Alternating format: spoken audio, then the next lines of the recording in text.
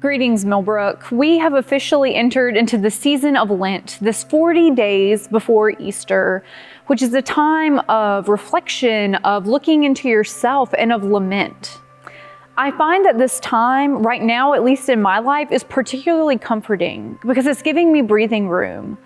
I feel like for many of us, we have felt trapped in this long pandemic that we thought would be 2 weeks, and now we're entering almost our third year of this time. And for me, that has just been such a draining experience. Someone said that in some ways we thought the pandemic slowed down time, but in reality, we took on more than ever, right? In many ways, we've been carrying more burdens for far too long than is healthy, right? Some of us have been carrying on extra responsibilities at home, taking care of children, or at work, trying to fill the gaps. Some of us have taken on extra weight of grief, of mentally trying to comprehend the current events we're experiencing with our own personal grief, but also the collective loss of so many around the world. Things have just felt heavy.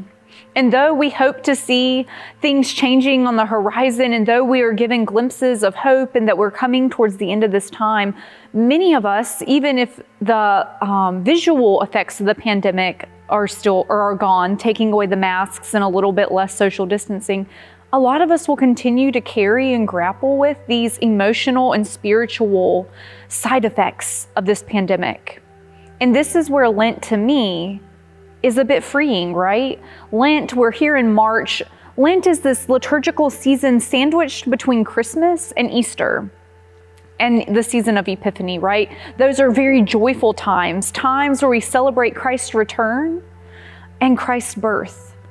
It's a time where we, here in the middle, acknowledge that things are sometimes hard, and Christ's life on earth was not easy either.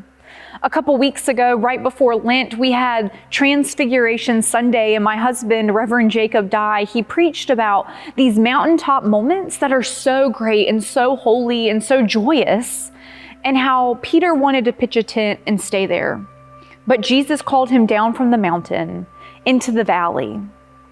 And there was good works being done too, but in the valley there was reminders of our hard reality.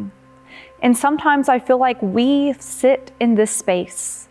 And in Lent we are reminded that in the highs and in the lows, Jesus is throughout it all.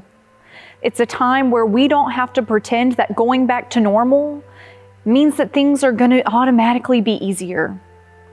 Lent is a time for us to breathe, to reflect, to refocus and recalibrate our lives, but it's also a time where it's okay to say and acknowledge that we are dust. From dust we've come, and from dust we will return. Life is so fragile, and now is a time where we can name that together to God and to each other, and hold each other both in the highs and in the lows. And for that I give thanks to God, who is God of it all.